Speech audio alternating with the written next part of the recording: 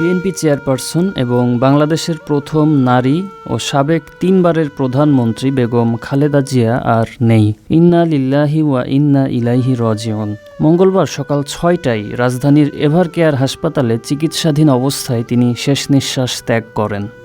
গত 23 নভেম্বর থেকে রাজধানীর এভারকেয়ার হাসপাতালে চিকিৎসাধীন ছিলেন সাবেক প্রধানমন্ত্রী খালেদা জিয়া।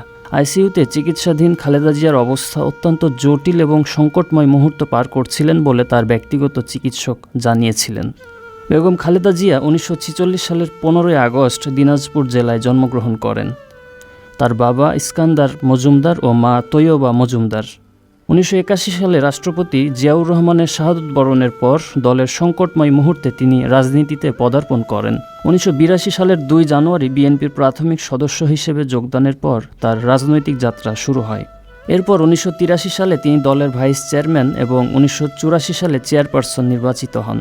1991 সালের 27 ফেব্রুয়ারি একটি অবাধ ও সুষ্ঠু নির্বাচনে জয়লাভ করে তিনি বাংলাদেশের প্রথম নারী প্রধানমন্ত্রী নির্বাচিত হয়েছিলেন। তার সময়ে দেশের সংসদীয় গণতন্ত্র পুনঃপ্রতিষ্ঠিত হয়।